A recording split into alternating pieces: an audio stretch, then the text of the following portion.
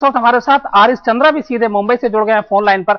आरिस, आपसे जानना चाहेंगे क्या कोई खबर आई, क्या जो दो लोग पकड़े गए हैं वाकई वही हमलावर थे या कोई और थे? दूसरा, ये हमला हुआ क्यों? और तीसरा कि इकबाल कासकर इसमें जख्मी हुआ या बिल्कुल वो ठीक ठाक? देखिए, कुल मिलाकर के करीब 9:30 के आसपास इकबाल कासकर अपने ड्राइवर आरिफ के साथ अपने घर के नीचे खड़ा था, पाकमोड़िया स्ट्रीट पर, जो कि पुश्तैना घर है दाऊद इब्राहिम का, तो वहां पर खड़ा था। और उसी समय पर ये 4 लोग आए, 2 लोग पैदल थे, 2 लोग बाइक पर सवार थे। और उसी दौरान इन 2 लोगों ने इकबाल कासकर और उसके ड्राइवर पर फायरिंग करना शुरू किया। और 2 लोग और बाकी के 2 लोग ने कवर करना शुरू किया।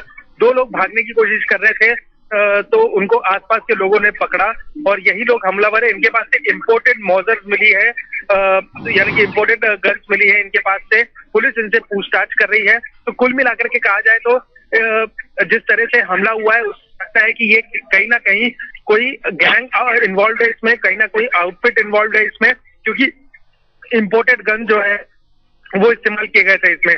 तो इसी को देखते हुए ऐसा लगता है कि इसमें गैंग इन्वॉल्व है। तो और पुलिस फिलहाल पूछताछ कर रही है कि कौन हो सकते हैं ये लोग। कयास लगाए जा रहे हैं कि छोटा राजन की तरफ से एक पहल हो सकती है इस तरह से करने के लिए, क्योंकि पिछले कई दिनों से छोटा राजन काफी छटपटा रहा था दाऊद गिरोह के ऊपर। कोई ना जाहिर सी बात है आरिस की लगातार ये दुश्मनी जग जाहिर है, छोटा राजन वर्सेस डी कंपनी। इस वक्त हम आपको इसलिए रोक रहे हैं कि कुछ ताजा तस्वीरें हैं मुंबई से, ये उसी इलाके की जहां हम आपको बता दें कि 9:30 से 10 के दरमियान आज रात दक्षिण मुंबई के नागपाड़ा इलाके में गोली चली। इकबाल कासकर जो कि अपने घर के बाहर खड़ा हुआ था, 2 लोग आते हैं, गोली चलाते हैं। इकबाल कासकर खुद तो बच गया, लेकिन उसका ड्राइवर जो है वो गोलीबारी में बुरी तरह जख्मी होता है और फिर बाद में अस्पताल में उसकी मौत हो जाती है।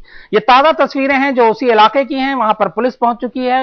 हालांकि मीडिया के लोगों को वहां पर जाने में थोड़ी दिक्कत आ रही है, क्योंकि इकबाल कासकर के जो जानने वाले या फैमिली के लोग हैं वो नहीं चाहते कि वहां पर कैमरा पहुंचे। लेकिन ये तस्वीरें जो देख रहे हैं आप, ये उसी इलाके की तस्वीरें हैं जहां लगभग 1.5 घंटे पहले गोलीबारी हुई, जिसमें इकबाल कासकर बचा लेकिन उसका जो ड्राइवर था वो मारा गया। आरिज, यहां आपसे जानना चाहेंगे, इकबाल कासकर को जब हिंदुस्तान लाया गया उसके बाद बाकायदा ऑर्थर रेड जेल में करीब 5 साल तक वो रहा, तो क्या उससे जमानत पे बाहर था या फिर वो पूरी तरह से बरी है? देखिए, इकबाल कासकर के ऊपर फिलहाल कोई भी केस नहीं है।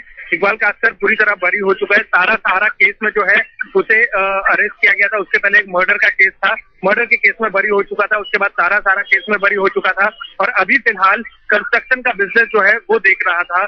और इसीलिए ऐसा भी लग रहा है कि शायद कंस्ट्रक्शन बिजनेस में कोई ना कोई डील जो है वो काम नहीं हुई होगी और उसी बीच दुश्मनी हुई होगी, रंजिश हुई होगी, जिसकी वजह से जो है ये हमला हुआ हो सकता है।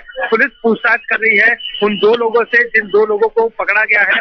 और जैसा कि बताया जाए, जो इनिशियल इन्फॉर्मेशन आ रही है कि ईशा की नमाज पढ़ करके दिल्ली जायका नाम का रेस्टोरेंट है, उसी के पास पाकमोड़िया स्ट्रीट पर जहां पर दाऊद का घर है, वहीं पर खड़ा था इकबाल कासकर। और वहीं पर जो है तभी ये हमला हुआ। 9:30 बजे का वक्त बताया जा रहा है और बाकी के 2 जो लोग भाग गए हैं उनको ढूंढ निकालने की पूरी कोशिश की जा रही है। जगह जगह नाकेबंदी के ऑर्डर जो है वो इशू कर दिए गए हैं, लेकिन फिलहाल जितने भी आला अधिकारी हैं वो पाजुनी पुलिस स्टेशन में मौजूद हैं और उन 2 लोगों से पूछताछ करने की पूरी कोशिश कर रहे हैं कि आखिर वो लोग कौन है और किस मकसद से यहाँ पर आए थे।